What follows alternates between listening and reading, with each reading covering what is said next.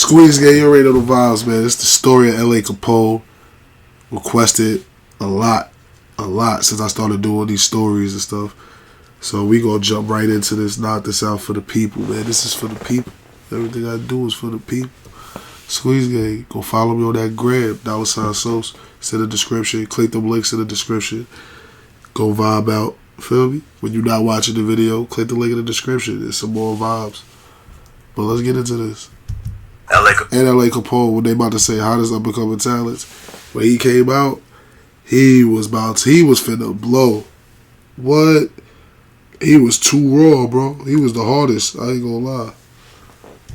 Capone was one of Chicago's hottest up and coming talents before he was tragically murdered in 2013. Let's get into his come up and career. L.A. Capone. Damn, son. That shit been 10 years. That's crazy. That Chirac shit been out for a little minute now, so like that whole little era, they been out for a minute. Niggas is grown men now. Niggas watch them grow up. Dirk, all these niggas. Raised in the south side of Chicago. His parents split when he was young, and he mostly lived with his mom and 4 sisters in Chicago. Even as a kid, his family knew he was going to be special. He had a natural charm and sense of humor that made everyone like him.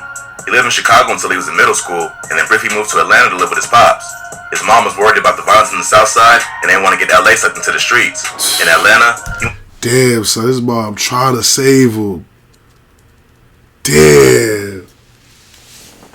School met Lil Yachty. He and Yachty were cool with each other, and Yachty's maintained a relationship with LA's older brother. He was also friends with the former female rap group, OMG Girls, which included Reginae Carter, Lil Wayne's daughter, and Zonique J. Lee Pullins, T.I.'s stepdaughter. So even in his early days, L.A. Capone was cool with future stars. L.A. was an honor student in school and also played on the football team. But after his pops passed away, he moved back to Chicago and started getting into all the things his mom warned him about. That's when he started hanging around other dudes from the neighborhood and became affiliated with the 600 set of the Black Disciples. Around this time, he started carrying guns and was getting into fight. You feel me? Look what I said in the other video. I don't know if it was a Charleston White video or what it was, but I was just saying, like, yo, well, I was saying the gang shit, like, yo, when niggas is kids, bro, they turned into gangs. It's like, look, his pops passed away. He was with his pops. He was doing good. Feel me? When your pops in your life, bro, it hit different. I'm telling you. Pops passed away. Look, moved back to the hood with single mother, with mommy. Nigga, now you on the block with the gang now. Now you with your friends, nigga. Y'all gang. Y'all making your own gang. Whatever. You join the gang, whatever. But it's just, that shit happens. Like, that's how it happens in the hood. Almost every day. But this was also when he started taking rap seriously. He always had an interest in music and had been freestyling since he was a kid. But being around other dudes in the neighborhood who were rapping, like Lil Durk and Rondo No. 9, he started putting more effort into music. He first appeared in videos of rappers from 600 and eventually began dropping music on his own. He started making music under the name L.A. Capone when he was 14. His rap name was a play on his initials, L.A. for Leonard Anderson, his real name. The Capone was a reference to the famous Chicago gangster, Al Capone. Early on, everyone knew that LA was going to blow up because of how popular and well-liked he was in the hood. LA's first song was a feature on the track Grimy with Rondo No. 9 and King Bruce, produced by Lex Luger. Rondo was already building a buzz in the city with his hard flow and reputation in the streets. But as soon as LA hopped on the track with him, it was clear he also had the talent to make it far in the rap game. Together, it seemed like he and Rondo were on track to follow the same footsteps as Chief Keef and Lil Durk, who were quickly becoming the 2 biggest stars from Chicago.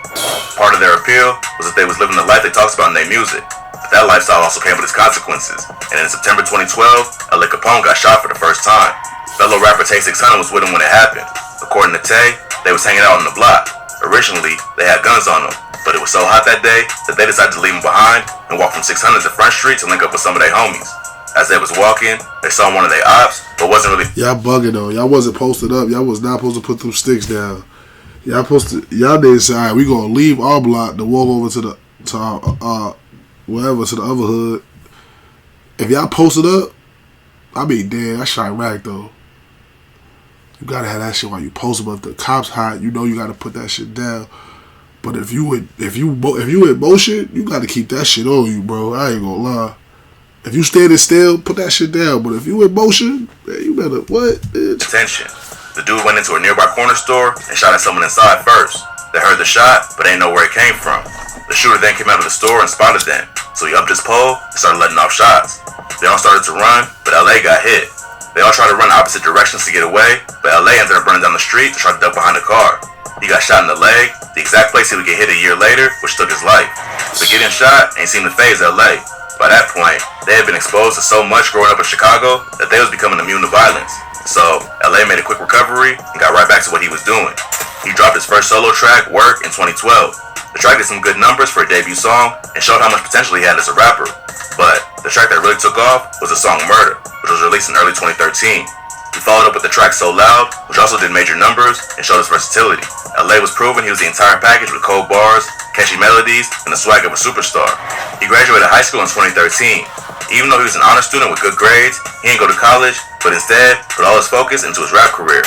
In July 2013, he appeared on several tracks on Rondo No. 9's mixtape, Steve Drive, including Shooters, 600, Grindin', and Play for Keeps. Many of these songs eventually became drill classics. LA and Rondo went on to release a video for Play for Keeps later that month, which racked up millions of views, started to gain them exposure. That's the song that got me right here. 333. Wow, it's crazy. But yeah, this the song that got me right here. We Play for Keeps. The whole hood know me. Yeah, this shit was hard right here. We was fuck with this in New York. Chicago. LA was on his way to becoming a major name and was getting looks from superstars like T.I., French Montana, and Waka Flocka. But he didn't even have an official project yet. So, following the success of Play for Keeps, he decided to lock in and start working on his debut mixtape. He booked time at the studio so he could work on the project. But before he had a chance to release the project, LA was tragically killed after leaving the studio. Around 6:30 p.m. on September 26, 2013, LA left the studio on the 7,000 block of South Stony Island Avenue. He walked down the alley to get into a car and was confronted by rival gang members who ended up firing several shots, hitting him in the thigh and lower back. LA's homie JB Bin Laden was with him at the studio right before he was killed, but he decided to walk home in a different direction. As he was walking away, he spotted an op trying to creep up on LA and try to warn him, but it was already too late. LA tried to run away, but ended up collapsing and had to be rushed to the hospital. He was still alive when he was brought to the hospital and had to undergo emergency surgery. Unfortunately, he lost too much blood and ended up dying later that night. LA Capone's death was a major loss for 600. Everybody thought he would be the next superstar to blow up from Chicago and put the whole hood on the map. But after he was killed, the whole 600 set started to fall apart. Only a few months after LA was killed, Rondo and another member of 600 named C-Day got arrested for the murder of a cab driver named Javon Boyd. They'd eventually be found guilty of that murder and sentenced to 38 and 39 years in prison. During the trial, rumors started going around that Tay 600 snitched because he was with him that night. Years later, official paperwork was released that claimed he never actually cooperated with authorities. But by that point, his reputation was damaged, as well as his relationships with other members of 600. So, LA's death was the beginning of the end for 600. About a year after he was killed, 3 men were arrested in connection with his murder. Police identified Saki Hardy Johnson and Michael Mays as the killers. A third suspect, named Miko Buchanan, was also arrested for driving a tail car, meant to protect the other car with the killer inside it. Johnson was sentenced to 60 years in prison. He looked like he snitched. 24 years, and Buchanan was sentenced to 45 years. LA's killers had ties to 051 Money Gang, a set of the Mickey Cobras, who were known to be for 600. Saki Hardy Johnson, aka Lil Mick, was allegedly the one who shot LA, and the other 2 were accomplices. Police tied him to the murder after arresting Michael Mays, aka Rockhead, for a gun charge. He thought he could beat the case by telling them what he knew about his involvement in the LA Capone murder, but he ended up getting way more time than he would have if he just took the original charge. Rockhead implicated Lil Mick as a shooter and Miko as an accomplice. By the end of the investigation, they all ended up snitching on each other and confessed their involvement to the police to avoid getting life in prison. 051 Money Gang and 600 have been beefing for several years. LA's murder was rumored to be retaliation for the murder of a 14-year-old member of 051 Money Gang named Fats or Fathead. Fats was killed on June 22nd, 2012 while walking with his cousin to a corner store. That's him? A fan drove past him while they was walking. Then minutes later, a hooded gunman snuck up behind them and killed Fats. It's said that 600 was responsible for the death of Fats. It's also been said that LA may have been in the van at the time of the murder. But even if he wasn't involved, LA was a well-known member of 600 and would have been a major target for ops from rival gangs. To separate myself, the mixtape that LA was working on at the time of his death was eventually released in 2014. It was a compilation of old and unreleased tracks and featured appearances from Rondo, S. Dot, Lil Chief Dinero, and Lil Durk. The final track on the album, Brothers, was the last verse he recorded right before he was killed. LA Capone's death was not only a major loss to 600, but the entire Chicago drill scene. He had a natural Like, comment, subscribe, man. I gotta go. This little nigga outside bitching. Squeeze.